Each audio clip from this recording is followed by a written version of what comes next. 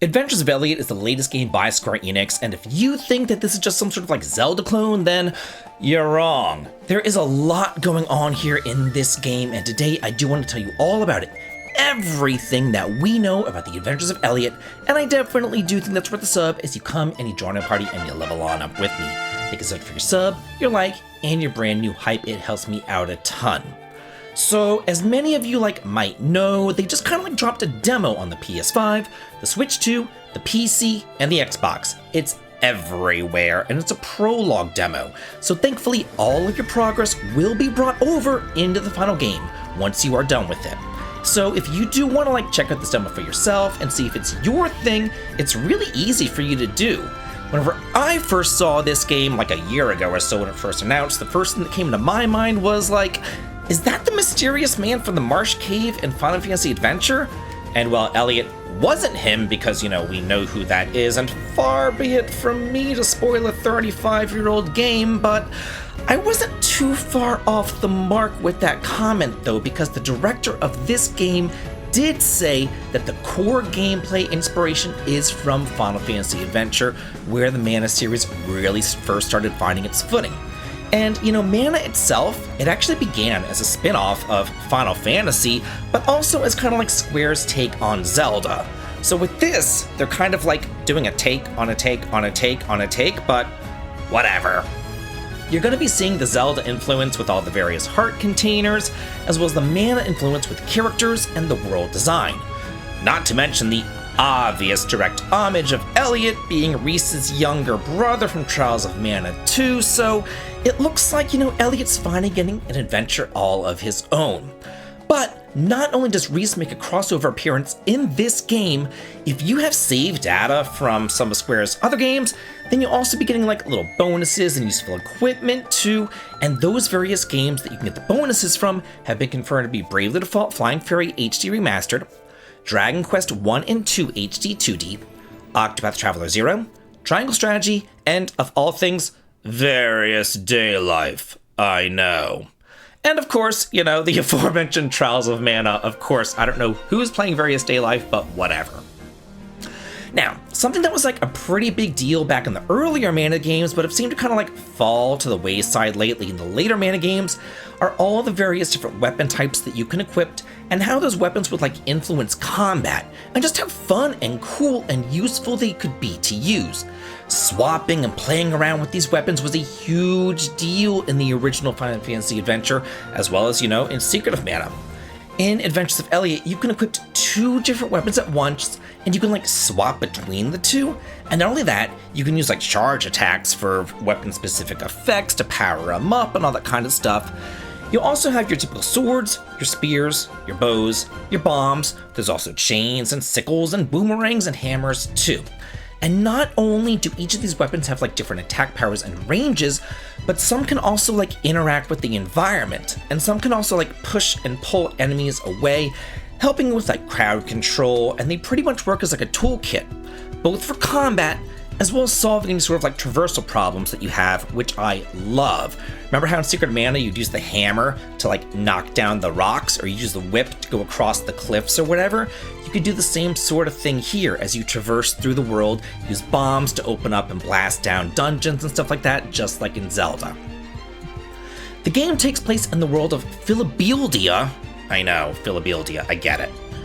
Anyway, there's a group of adventurers, a small number of people who go out into the wilderness, and you, of course, are one of them. So your job is to go out and kick ass and take names.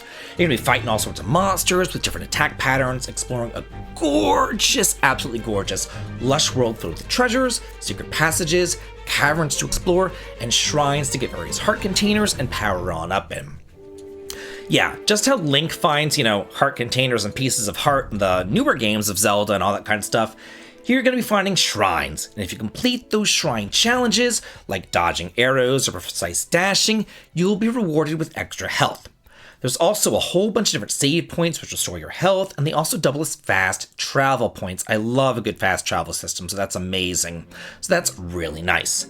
And also, as you fill out your world map, you'll be able to warp back to town, create more Magicite pieces to power up your weapons, and then outfit Elliot before the various tougher boss fights. But In almost like a Chrono Trigger sort of twist, there are 4 different eras or time periods, each spanning 1,000 years. So not only are you moving through like different locations, but you're moving through history itself. You begin in the age of safekeeping, where humanity is basically like locked inside this protected kingdom, cloistered away, and outside, the beast tribes dominate the land. The only reason why civilization and humanity survives is because of like this magical barrier maintained by the princess. Then after that, there's essentially like the Dark Ages, or the Age of Reconstruction. We're going to be going through these eras kind of like in backwards order. So this Age of Reconstruction, humanity is there, but the world's broken and a resource starved. There's no sort of protective barrier or magical princess or anything else like that, so everybody has to like eke out their own meager existence. There's also the Age of Magic, or like the Golden Era, which was the peak of civilization. You can think of like the Zeal Kingdom from Chrono Trigger. And finally, the Age of Budding, which is like the birth of civilization itself, and that could maybe be like the prehistoric era from Chrono Trigger, I guess?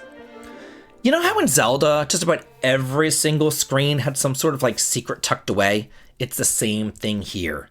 You're gonna be finding all sorts of treasures, hidden items, caverns, and areas all over the place, which makes exploration just a joy. Not only that, but there are puzzles within each dungeon as well. It's not like Zelda, where like you're in the hookshot dungeon, so every single puzzle uses the hookshot. Like it's not like that. It's more like different mechanics per each dungeon. For example, in a water dungeon, you have to like raise and lower water levels or use lily pads to get across.